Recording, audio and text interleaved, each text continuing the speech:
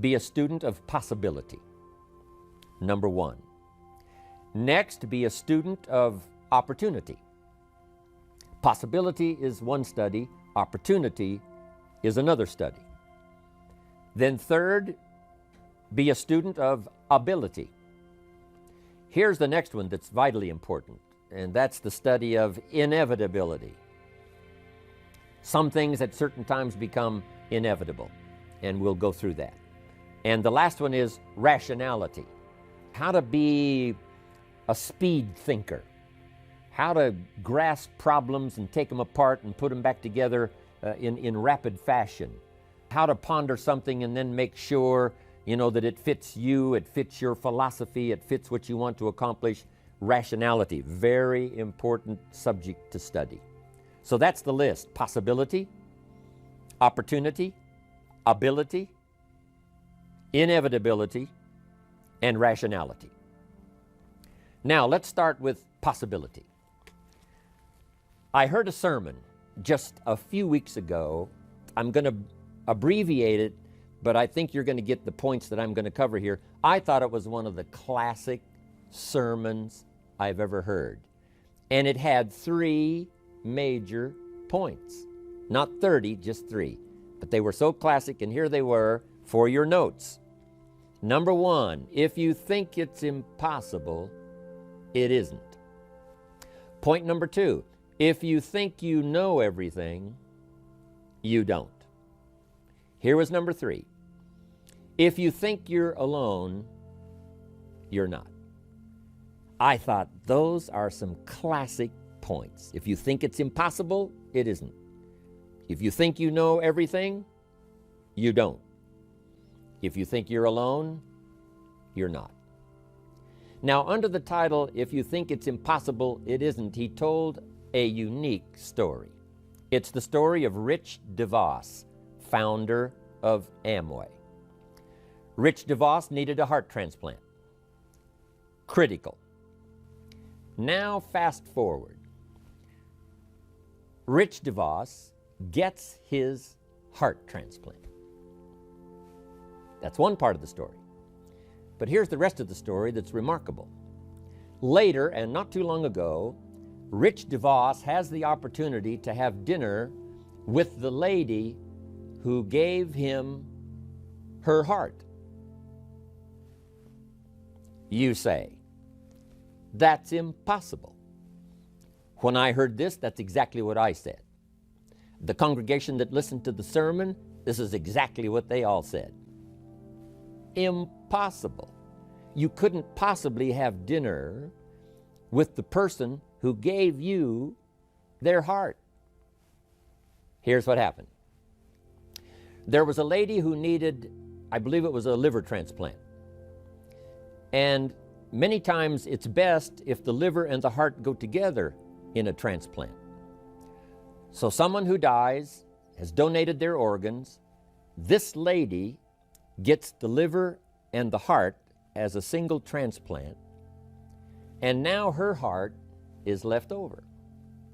And her heart goes to Rich DeVos. And that's how it was possible for Rich DeVos to have dinner with the lady who gave him her heart. Fantastic story. No telling what technology will do in the years to come. No telling what your faith can produce. No telling what can be done. That was a great point. If you think it's impossible, it isn't. Then the next point was classic. If you think you know everything, you don't. How often we've learned this, right? From the time we were just young until probably the present time, to where there were times along the way when we thought we knew it all. We thought we knew everything. We thought we had it down. We thought we had it made. We thought we had this one locked. And sure enough, we were surprised later that we didn't know everything. We thought we had the answer to this problem. We thought we had all the answer. But as it turned out, sure enough, we didn't have all the answers. Thinking we know everything, thinking we've got it, then sure enough, something comes along to prove us wrong. But that's how we grow. Our own ego at times wants to believe that we do have the answers, that we've arrived, and then a touch of humility has to come to prove to us that we really don't know everything. We think we know everything about our business, but I'm telling you, we have a lot to learn. No telling what we can do if we keep this learning process. So that was a valid point. If you think you know everything, you don't. But this next one was good. If you think you're alone, you're not. Now here was the next one. Possibility is one study. Let me finish now the rest of these. Next is to be a student of opportunity. Opportunity means springtime. To be able to recognize this is a good time. Someone you see standing there and you say, I should introduce myself and tell my story, or at least say hello and see if the window will open a new opportunity. But seizing the moment, not letting opportunity slip away. Be a student of when it's the right time. Be a student of when this is the moment. This could be the year. The first 3 months of the next year to set up the year 2000. Say, I'm going to recognize this as a new opportunity for me to really pour it on these first 3 months. I'm calling it springtime. Learning to recognize opportunity, be a student of opportunity. Now, here's the others. Next is ability. Human ability, as we ponder and think back over as much history as we've mastered of what human beings have done in the last 6,000 years, and especially what human beings have done that we know more particular about the last couple of hundred years, since the birth of America, especially us who are Americans. But the last, let's say, 1,000 years of the Renaissance, walking hopefully out of the Dark Ages, when there was a whole burst of freedom of thought, craft, artist, genius, music. It seems like all of these unique architecture, all of these things sort of began to awaken almost simultaneously. And within a few short years, everything seemed to be bursting forth like a variety garden called the Renaissance. But that helps us to understand human ability is just incredible. Given the right moment, given the right opportunity, given the right climate, given the right season, human beings can think, create, and do the most extraordinary things. That's general ability. There's a unique story talking about incredible ability of a university student who was being given an incredible award. He was in mathematics, and this was an incredible award of mathematics, and the ceremony was extra special. And here's why. This young student in his mathematics class one day was just sort of nodding off, and when he sort of woke up, the class was leaving. So he gathered up his books and prepared to leave, and then he looked up at the blackboard and saw two mathematical problems. When he looked at these two mathematical problems on the board, he thought, well, that's the assignment, for the next class. I better jot those down. And so he jotted down those two problems, mathematical problems, and then hurried out with the rest of the class. When he got home that evening, he started working on these problems. And he said, these are the toughest mathematical problems I have ever seen. There seems to be no answer. There seems to be no answer. And he worked with both of them. And he just literally almost tore his hair out saying, at first they seemed fairly simple, but I can see right now there is no answer. There is no answer. But finally, one of them that he had really struggled with, he finally found the answer, or thought he had the answer. And he, packed up his notes, and when the next class was opened up, he offered his paper to the teacher. And little did he know, when he offered his paper to the teacher looked at what he had done, and he said, I jotted those two mathematical problems down. He said, I've wrestled with them. There didn't seem to be any answer. Finally, I got a breakthrough on one of them, and here's the best I can do. Well, the teacher was astounded. And the reason is because the teacher had put up on the blackboard the two mathematical problems that the world had said was unsolvable. These were the two mathematical problems that could not be solved, and everybody agreed. And lo and behold, the teacher checked, and for sure, he had solved one of the world's unsolvable problems. And he was getting this incredible award for having solved this problem. Now, here's the unique part of the story. When he wrote those two problems down and took them home to go to work on them, he didn't know that they were two of the world's mathematical unsolvable problems. Great story. The human genius is limitless. The possibility for thought is so incredible. The unique thing about thought and spirit, it has no restriction. It has no physical body moving through space and time. You know, an airplane now can only go so fast. Even the speed of light can only go so fast. But here's what's incredible.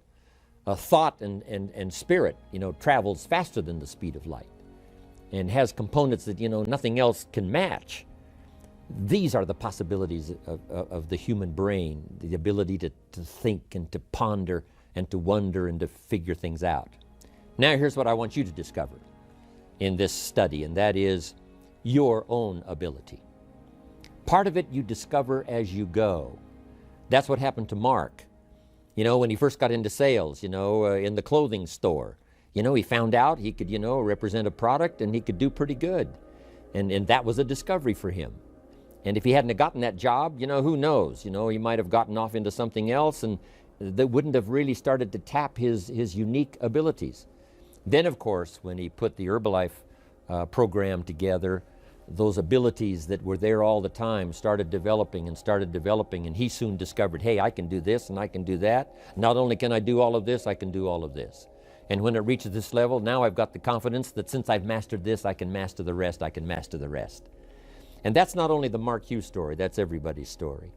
Skill by skill, language by language, ability by ability, yours can grow just as well as Mark's or anyone else. You've got it. The key is to use it. Yes, you can learn to do this, but how about this, and how about the next step, and how about the next step? Don't stop. Now that you've gotten started, don't stop on your journey to study and tap and utilize your own personal ability. Next is, as leaders, we must be students of inevitability. What is inevitable? Here's a little scene. 300 feet from Niagara Falls in a little boat with no motor and no oars. We call this scene inevitable. It's over. If you find yourself in such an unfortunate position, it's already lost. 300 feet from Niagara Falls, little boat, no motor, no oars. It's over. It's already done. Even though you haven't crashed over the falls, even though that experience hasn't yet occurred, you're now in this unfortunate position, and it's called inevitable. I raise this issue because what you don't want to be caught in is in those inevitable positions, where either through carelessness or whatever, rather than find yourself 300 feet from Niagara Falls, if someone would have painted the roar of the falls sufficiently for you way upstream, or maybe they had seen an experience of someone who reached that inevitable point, you know, and then they were lost. If enough of those scenes were painted, then you probably wouldn't have been so careless to have found yourself in that position. And that's really what life is all about, learning from the experiences of others that have either witnessed or have been in these, you know, inevitable positions where because of mistakes and because of failure and because of carelessness, they have found themselves in this inevitable position, and sure enough, it was too late. We must teach our children that there are certain points in life that are inevitable. The disaster is inevitable. The heartbreak is inevitable. I learned it in economics. I found out early, you know, you could make $5,000 a month and go broke. And way back then, $5,000 a month was a lot of money. And I used to say, how could you go broke if you made $5,000 a month? And the answer was simple: spend $6,000. And if you're making $5,000, it's easy to spend that other $1,000 and just not realize it. It just gets away. So it is easy to go broke making $5,000 a month, just spend $6,000. And it's inevitable. You know, if you don't change your ways, if you don't recognize it soon enough, if somebody doesn't come along and sort of ring the alarm bells quick enough, sure enough, the inevitable will come, to spend more than you make. One of my friends says, you know, if your outgo exceeds your income, your upkeep becomes your downfall. And there finally comes a point when it's inevitable. So don't find yourself there, but be a student. You know, if I keep up my present direction, where will it take me? If I keep up my present disciplines, or where will that take me? And my lack of disciplines accumulated over some period of time, where will that lead me? So the key is to be a student of inevitability so that you don't find yourself in that impossible position where you've crossed the line and now it's too late.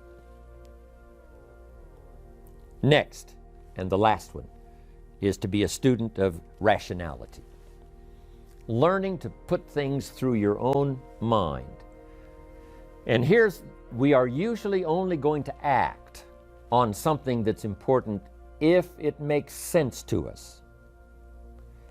Now, sometimes what makes sense to us leaves us still a little bit short of what we should know, you know, for the full expanse of knowledge to do a lot more things. But we can only really move as quickly as things make sense to us. Sometimes we step out by faith, but it makes sense to us to use our little faith.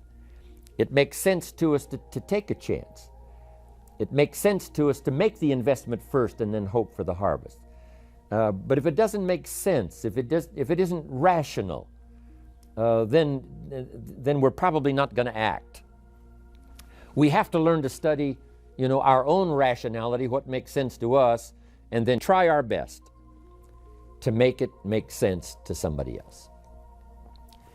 If you make the presentation in such a way that it's obvious, it's logical, I can see it, it makes sense to me, that's the way it seems to be, so we will act on that. If you'll get good at that, I'm telling you, you can affect a lot of people's lives. Now, here's the best rationality. We call it common sense. Humans have been given this extraordinary ability to use their brain power to come up with what we call common sense, right? Yes, I've heard all of this, but common sense tells me that looks like that's an exaggerated story, not a real story. Common sense tells me. So part of it is to trust your common sense, but also to be willing to expand your common sense. What seemed to be common sense, you know, 4 or 5 years ago was a little short. Now I understand common sense is to think of it this way and this way. So this subject of rationality is vitally important.